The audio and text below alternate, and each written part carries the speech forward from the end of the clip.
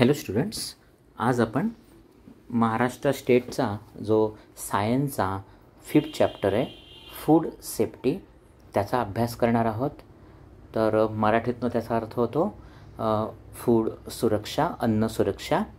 तर तिच्यामध्ये बघा, आपण आता पहिल्यांदा हे जे पिक्चर्स दिलेले आहेत ते बघूया. तर तिच्यामध्ये बघा, एक तुम्हाला दिसत असेल, ही एक स्त्री आहे की जी वेगवेगळ्या प्रकारचे व्हेजिटेबल्स किंवा फ्रूट्स विकते आहेत. आणि एका ह्याच्यामध्ये वरती बघा, इथे काहीतरी बॅग्स वगैरे पडलेले आहेत, त्याच्यातनं काहीतरी ग्रेन्स बाहेर आलेलं आहे आणि त्याला उंदीर किंवा रॅट काहीतरी खातो आहे. नंतर हे बघा, हे दुसरे चित्र आहे, तिची थर्ड वन आहे, ती थर्ड चित्र आहे, तिच्यामध्ये एक माणूस काहीतरी तळतो आहे आणि तो विकतो आहे. आणि फोर्थ हिच्यामध्ये बघा की काहीतरी बॅग्स आहेत त्या ओपन पडलेल्या आहेत आणि तिच्यातनं धान्य जे आहे हे बाहेर आलेलं आहे. तर factors responsible for food spoilage. आता आपला मेन जो चॅप्टरचा अर्थ आहे किंवा जो सेंट्रल आयडिया आहे की आपलं जे अन्न आहे, फूड आहे, हे कशा रीतीनं खराब होतं आणि त्याला आपण कशा रीतीनं सुरक्षित केलं पाहिजे. ठीक आहे. तर पहिला पॉईंट आहे बघा, factors responsible for food spoilage. Sometimes fruits or their skins turn back. आपण बऱ्याच वेळा बाजारातनं फ्रूट्स आणतो, पण त्यांची जी स्किन असते किंवा त्याची वरची साल म्हणतो किंवा वरची जी एक प्रकारची भाग असतो तो ब्लॅक होतो, तो काळसर होतो. Some foodstuffs give out a foul or bad odour. आणि त्यातनं बऱ्याच वेळा वाईट वास, म्हणजे असा आपण म्हणूया खराब वास यायला लागतो. Such foodstuffs are not suitable for us to eat. आणि हे असे जे फूडस्टफ्स असतात किंवा हे अशा प्रकारचं जे अन्नधान्य असतं किंवा फ्रूट्स असतात ते खाण्यासाठी लायक नसतात.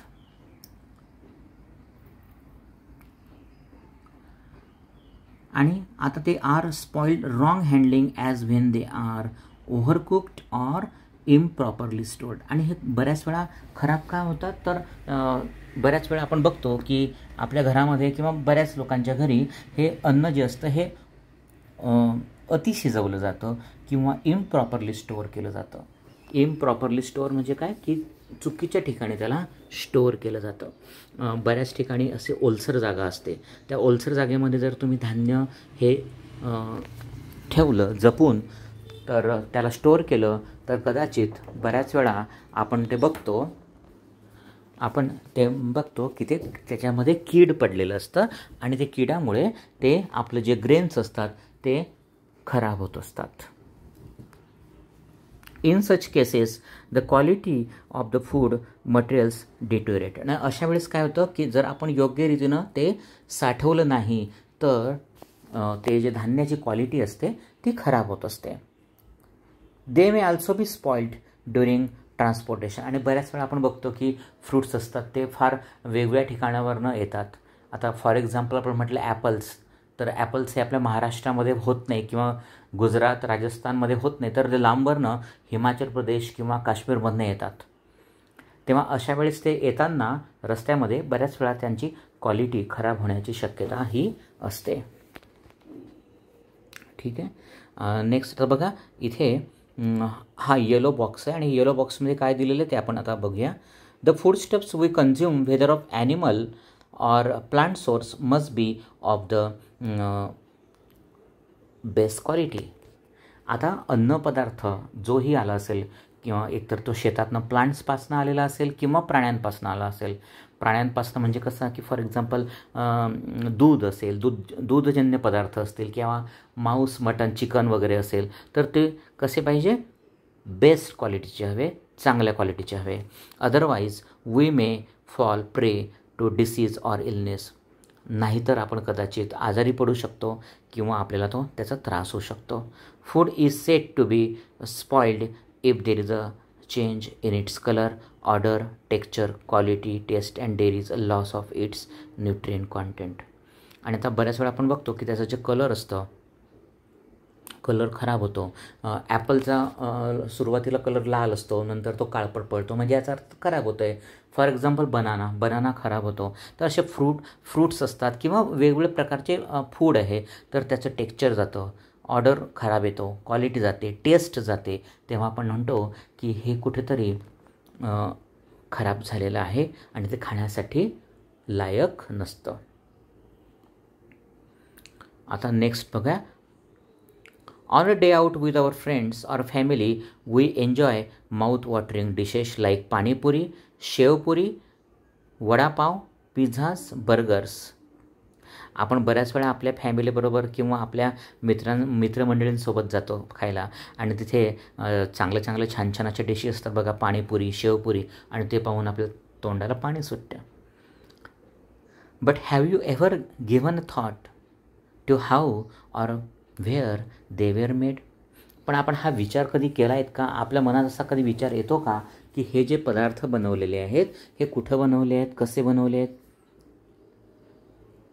Wear they displayed and served hygienically, आणि ते ज्या रीतीनं मांडले गेलेले आहेत, जसे ठेवले गेले आहेत आणि आपल्याला ते दिले जात आहेत, तर ते व्यवस्थित दिले जात आहेत का? स्वच्छतेने दिले जात आहेत का? What was the source of the water use for preparing them?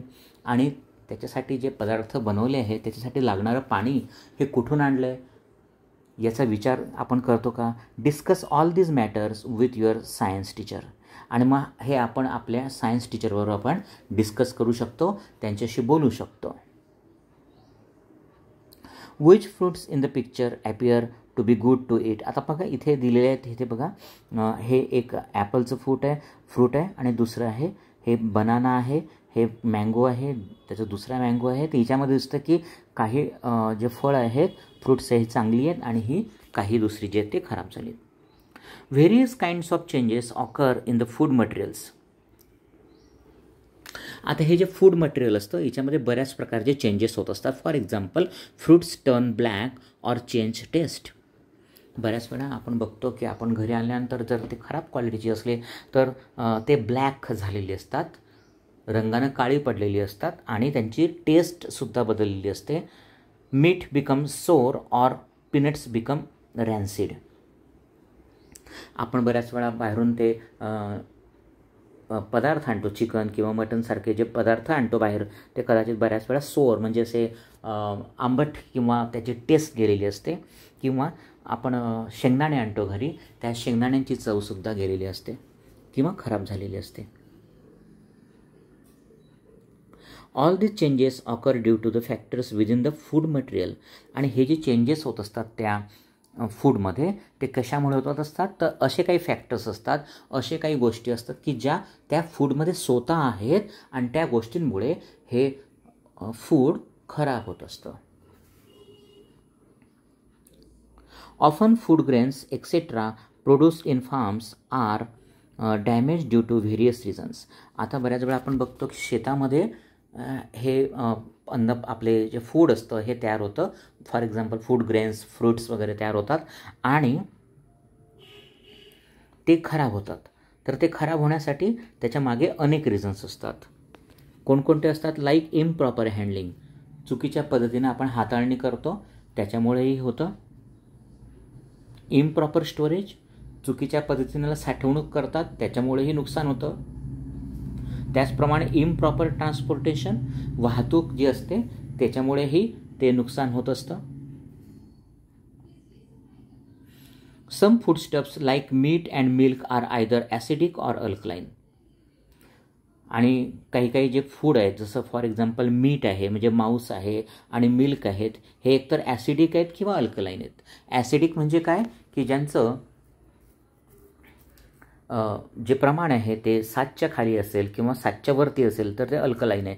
तर हे 7च्या वरती जे असतं ते ॲसिडिक आहे आणि 7च्या खाली जे असतं ते अल्कलाईन आहे. तर याच्यामुळे सुद्धा ते खराब होतात. They may get spoiled due to chemical reactions on contact with metals. आणि मांस किंवा दूध जन्य पदार्थ असतात हे जर आपण धातूच्या किंवा मेटलच्या भांड्यामध्ये ठेवलं तर ते लवकर खराब होतात. Sometimes foodstuffs may be spoiled due to contamination by microorganisms or insects from the surrounding air, water or soil. आणि बऱ्याच वेळा हे जे फूड स्टफ्स असतात हे खराब होतात का, तर मायक्रो ऑर्गॅनिझम, सूक्ष्म असे जीव असतात किंवा इन्सेक्ट्स, किडे असतात, म्हणजे हवेतून येणारे, मातीतून येणारे किंवा पाण्यातून येणारे, यांच्यामुळे काय होतं, ते फूड जे असतं हे खराब होत असतं. आता बघा नेक्स्ट आहे food wastage. With the help of science and technology, India has shown great progress in the production of various foodstuffs like cereals, fruits, vegetables, fish as well as milk and milk products. आता आपण बघतो की आपल्या भारतानं सुद्धा science and टेक्नॉलॉजीमध्ये खूप सारा विकास केला आहे, प्रगती केली आहे आणि त्याच्यामुळे आपल्याला एक दिसतं आहे की various फूडस्टफ्स like cereals, fruits, vegetables, म्हणजे व्हेजिटेबल्स असतील, नंतर धान्यापासून जे वीट किंवा इतर ज्यापासून बनवलेले जे वेगवेगळे पदार्थ आहेत किंवा फिश आहे, मासे आहेत, यांची जी मिल्क प्रोडक्ट्स आहेत यांचं प्रोडक्शन आपण वाढवलेलं आहे. Even so many people in our country and all over world face the problem of hunger. पण त्याचबरोबर आपल्या देशामध्ये किंवा अनेक इतर देशांमध्ये सुद्धा आपण बघतो की लोक भुकेमुळे त्रस्त आहेत. काही लोकांना खूप सारं अन्न मिळतं आहे तर काही लोकांना काहीही मिळत नाही आहे. Many do not even get even 1 meal a day. आणि बरेच लोक आहे जगात की त्यांना एका वेळेचं अन्न, एका सांजेचं अन्नसुद्धा मिळत नाही, जेवण मिळत नाही. Hence it is our duty to prevent wastage of food wherever it takes place. आणि म्हणून आपली एक जबाबदारी आहे की ज्या ज्या ठिकाणी जिथे जिथे अन्नाचं नासाडी होईल ती नासाडी आपण थांबवली पाहिजे. आता बघा ह्या लालीच्यात आहे quantitative wastage of food. Quantitative म्हणजे प्रमाणात, किती प्रमाणात नुकसान होतं आहे त्याचं आपण बघूया. Wrong methods of farming like hand sowing of seeds. बऱ्याच ठिकाणी आपण बघतो की शेतांमध्ये हातानं ही जे बियाणं असतं ते लावलं जातं. Inadequate threshing, improper storage and wrong methods of distribution are some reasons for quantitative wastage of food. Improper storage म्हणजे बऱ्याच वेळा आपण बघतो की चुकीच्या पद्धतीनं साठवलं जातं पदार्थ किंवा रॉंग मेथड्स ऑफ डिस्ट्रीब्युशन, चुकीच्या पद्धतीनं वाटलं जातं, डिस्ट्रीब्यूट होतं, त्यामुळे सुद्धा आपण म्हणतो की याचं नुकसान होत असतं. Beside much of the food is wasted as a result of the custom of offering and serving too much food to guests at traditional feast or banquets. आपण बऱ्याच वेळा बघतो की अनेक धार्मिक कार्यक्रम असतात त्या ठिकाणी ऑफरिंग दिल्या जातात, म्हणजे आपण प्रसाद म्हणून किंवा भंडारे असतात तिथे आपण फूड देतो किंवा बऱ्याच ठिकाणी लग्न असतात किंवा इतर कार्यक्रम असतात त्या ठिकाणी आपण प्रसाद देतो किंवा जेवण देतो. अशा ठिकाणी बरेच लोक खूप जास्त घेतात पण खात नाही आणि मग त्यांच्या पानातलं किंवा त्यांच्या ताटातलं अन्न हे वाया जात असतं. Had it not been wasted all this food could have met the need of many others. आणि हे जर असं झालं नाही, हे फूड वेस्टेज जर झालं नाही तर बरेच लोक जगात आहेत की ज्यांना आपण त्याचा उपयोग करून देऊ शकतो. ते जे भुकेले आहेत त्यांच्या पोटामध्ये सुद्धा अन्न जाऊ शकतं. आता दुसरा प्रकार आहे वेस्टेजचा, तो म्हणजे qualitative wastage of food. Using wrong methods of protecting food, excessive use of food preservative, overcooking, washing the vegetables after cutting, then mishandling of fruits like grapes and mangoes, miscalculation of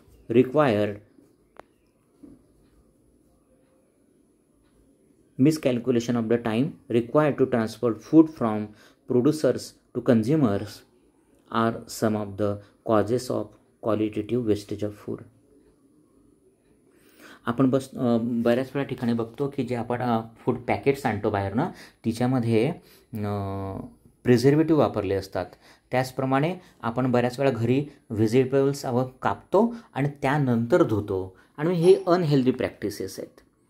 त्याचप्रमाणे grapes mangoes असतात त्यांना आपण चांगल्या रीतीने त्याची हाताळणी करत नाही, त्यांचं व्यवस्थित पॅकिंग करत नाही. त्याचप्रमाणे miscalculation of the time required to transport food from the producers to consumer. आणि बऱ्याच वेळा असं होतं की आपल्याला ज्या ठिकाणी शेतकऱ्याकडून आपल्यापर्यंत जो माल असतो तो 3 ते 4 दिवसात यायला पाहिजे, तो त्याच्यापेक्षा जास्त दिवस लागतो, 7, 8, 9, 10 दिवस लागतात. त्याच्यामुळे सुद्धा त्या अन्नाची किंवा त्या फूडची किंवा फ्रूटची हे वेस्टेज होत असतं. आता बघा ह्या येलो याच्यामध्ये एक दिलेलं आहे, what can you do to prevent food wastage and spoilage. आपण काय करू शकतो की जेणेकरून आपण हे जे वेस्टेज जातं आहे किंवा खराबी होते आहे याचं आपण थांबवू शकतो. Serve yourself only as much as you can eat. तुम्ही स्वतःला किती घ्यायचं आहे की जेवढं आपल्याला लागतं आहे तेवढंच अन्न आपण आपल्या डिशमध्ये घेतलं पाहिजे. ॲव्हॉइड ओव्हर कुकिंग फूड. जे अति शिजलेलं अन्न असतं ते आपण टाळलं पाहिजे. 3 number, ॲव्हॉइड throwing away left over food, reuse it in a proper way. त्याचप्रमाणे आपण बऱ्याच वेळा फेकून देतो अन्न, पण ते न फेकता योग्य रीतीनं त्याची प्रोसेस करून आपण त्याचा वापर केला पाहिजे. 4 आहे, buy only as much grain, vegetables, fruits, milks etcetera as you need. आणि जेवढं गरजेचं आहे तेवढंच आपण फ्रूट्स, मिल्क वगैरे आपण किंवा धान्य हे विकत घेतलं पाहिजे. Avoid the temptation to make excessive purchases. आणि आपल्या बऱ्याच वेळा लोभ होतो की आपण आताच खूप सारं धान्य साठवून ठेवू, डाळी साठवून ठेवू की जेणेकरून पुढे कदाचित रेट वाढेल म्हणून आपण अगोदरच ते साठवून ठेवतो. तर ते म्हणतात की हे सुद्धा आपण करता कामा नये.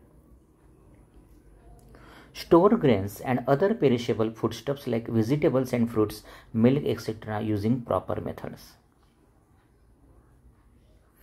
आणि ग्रेन्स असतं ते आपण योग्य रीतीने साठवलं पाहिजे. त्याचप्रमाणे पेरिशेबल फूडस्टफ. पेरिशेबल म्हणजे काय, नष्ट होणारं किंवा सडणारं जे व्हेजिटेबल्स आहेत, फ्रूट्स आहेत, मिल्क आहे, हे योग्य रीतीनं आपण त्याला स्टोअर केलं पाहिजे. फॉर एक्झाम्पल घरामध्ये फ्रीज आहेत तर फ्रीजमध्ये आपण ठेवलं पाहिजे. किंवा मोठ्या लेवलवर जर म्हटलं तर आपण कोल्ड स्टोरेज असतात, त्या कोल्ड स्टोरेजमध्ये आपण वेगवेगळ्या प्रकारचे धान्य आहेत, व्हेजिटेबल्स आहेत ते साठवतो जेणेकरून त्यांचं शेल्फ लाईफ किंवा त्यांचं जे आयुष्यमान आहे त्या फूडचं ते वाढतं. Check the expiry date of bottle, canned, packed food and use within that time. आपण बऱ्याच वेळा रेडीमेड पॅकेट्समधलं जेवण घेत असतो किंवा ते मागवत असतो, तर त्यावेळची जी एक्सपायरी डेट आहे तीसुद्धा आपण चेक केली पाहिजे. It all the food that you have served your self. आणि ते परत म्हणत आहेत की जेवढं आपल्याला दिलं आहे तेवढं आपण खायचं आहे, त्याच्यावरती आपण घ्यायचं नाही आणि वाया घालवायचं नाही.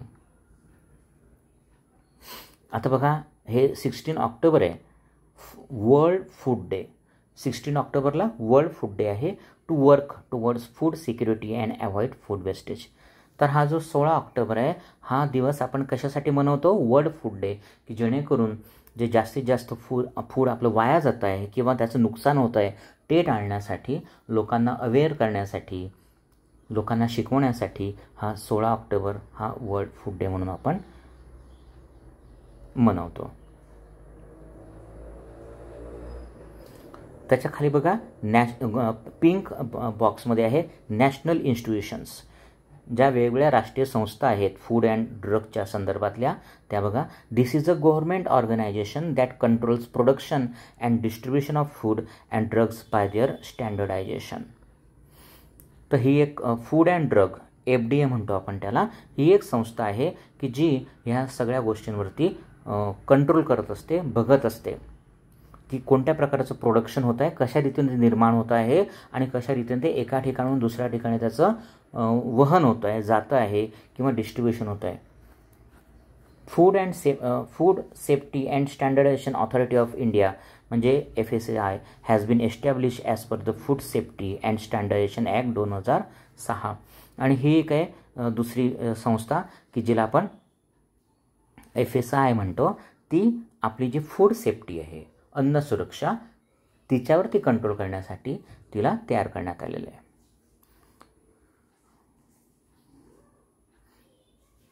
आता बघा,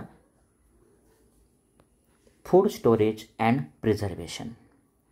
आपण कशा रीतीनं जे अन्न आहे त्याचं स्टोअर केलं पाहिजे आणि त्याला व्यवस्थितरित्या ठेवलं पाहिजे, त्याची जपलं पाहिजे. We have learned about various methods of safe storage of food likes freezing, drying, boiling, airtight packing etcetera. आपण आजपर्यंत पाहिलं आतापर्यंत की आपण फूड जे असतं हे कशा रीतीनं आपण साठवतो. फॉर एक्झाम्पल त्याची जपणूक करतो कशा रीतीनं, तर त्याला फ्रीज करतो किंवा त्याला ड्राय करतो. ड्राय म्हणजे उन्हामध्ये आपण बऱ्याच वेळा गहू, ज्वारी वगैरे जे धान्य असतात ते वाळवतो. नंतर बॉइलिंग म्हणजे उकळवतो. नंतर एअरटाईट पॅकिंग म्हणजे हवेचा संबंध येऊ नये असं एअरटाईट पॅकिंगमध्ये आपण ते फूड ठेवतो किंवा ग्रेन्स ठेवतो. This different methods prevent the growth of micro organisms in food. आणि यामुळे काय होतं की जे मायक्रो ऑर्गॅनिझम्स असतात म्हणजे जे सूक्ष्म असे जीव तयार होत असतात ह्या फूड्समध्ये, ग्रेन्समध्ये, ते तयार होत नाही आणि त्यामुळे जे फूड असतं ते स्पॉईल होण्यापासून वाचतं.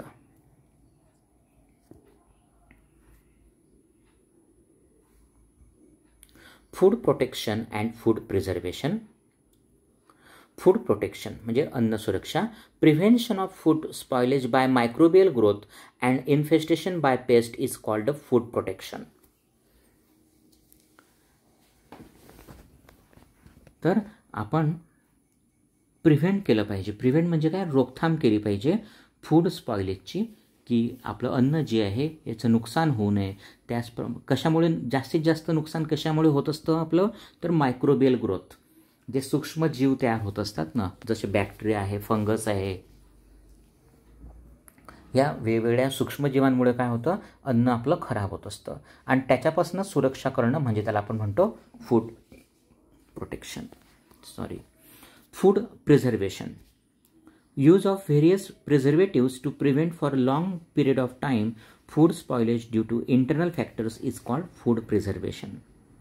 आपण अन्नाला त्याची जपणूक केली पाहिजे, त्याला व्यवस्थितरित्या ठेवलं पाहिजे की जेणेकरून जास्तीत जास्त लांब वेळेसाठी त्याला आपल्याला वापरता येईल.